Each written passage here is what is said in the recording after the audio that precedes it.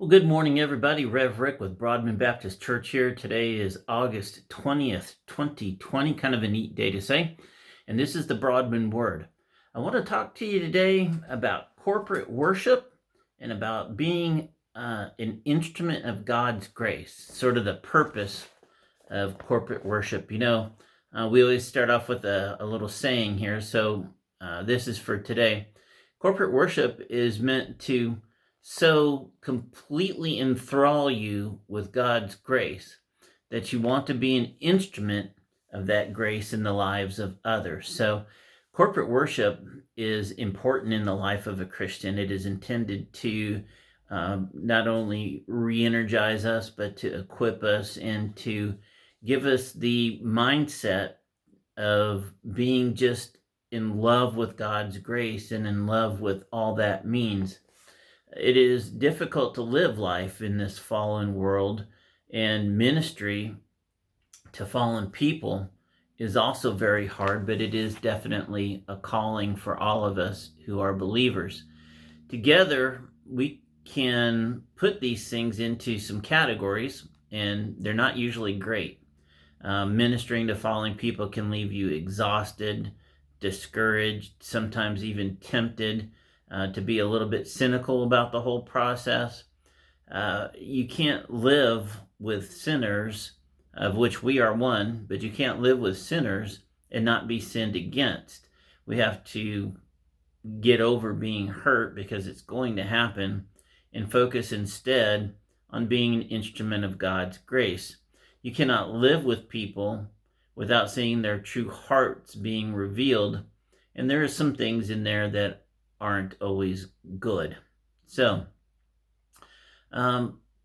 we can, if we don't engage in this, end up living sort of comfortable collections of terminally casual relationships. We can tend to not move beyond that point with anybody. I'm sure you can recall some, quote, church relationships you have with folks. People you only see for a little bit on Sundays, and you exchange platitudes and, semi-fake smiles, and that's about all you know about them, other than where they might sit in the sanctuary. So I can understand why ministry people often choose to live sort of functional isolation from the body of Christ, because engaging is difficult, and it's going to result in some personal suffering. So you can also understand why people will hide their hurt from others and refuse to talk about painful topics with one another. It's not a fun thing to engage in, but in the spirit of corporate worship and fellowship and being who we're supposed to be to each other, it's incredibly important that we're able to move past these casual relationships and into the type of relationships where we can discuss very hurtful and private things with each other. It's also easy to understand why some folks won't ask for help when they need it, or possibly not give help when asked. None of us have ever lived in one single relationship that hasn't disappointed us in some way.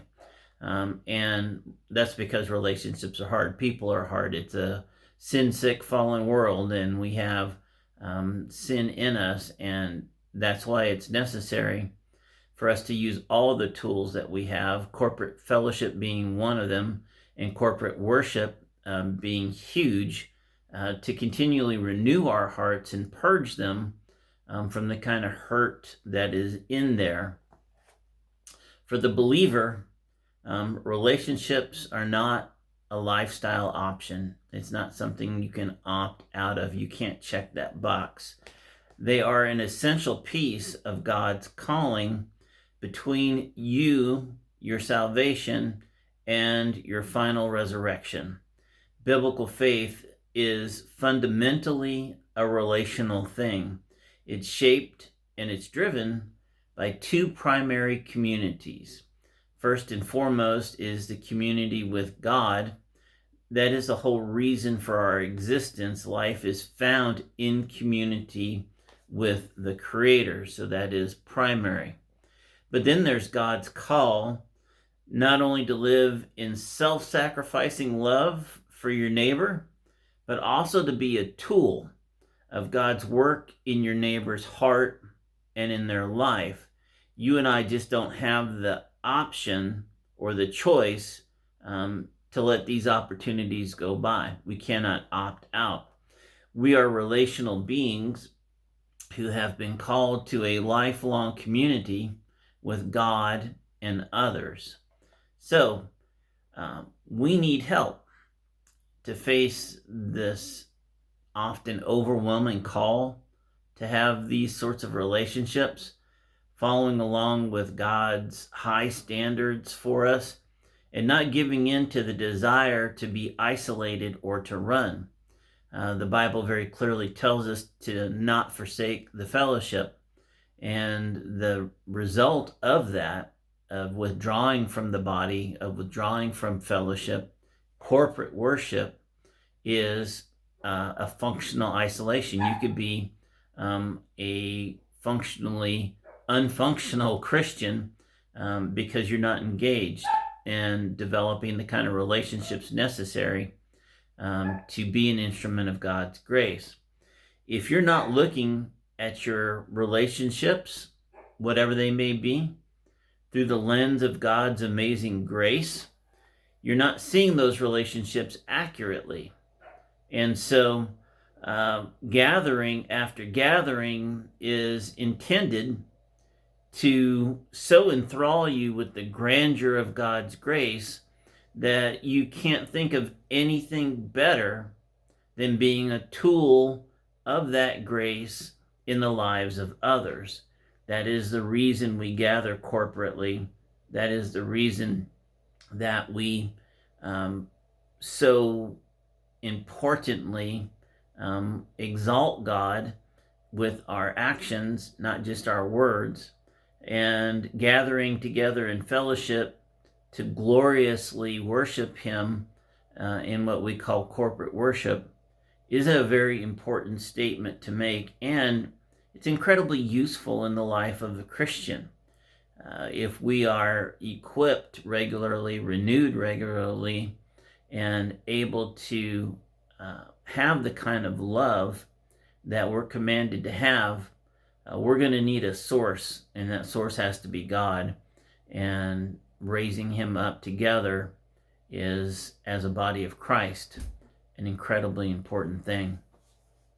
If you want to dig into this a little bit further, if you're looking for a little bit more encouragement on this particular subject, Romans chapter 13, verses 8 through 14 would be a great place to look. For now, it is a marvelous day to be a Christian. I hope you have a wonderful, glorious day in the Lord. And take to heart, go out there and be an instrument of God's grace and use the strength you have as a member of Broadman Baptist Church, as a corporate member of Broadman Baptist Church, to spear the darkness with your light and all that you know to be good and true. I love you. Have a wonderful day.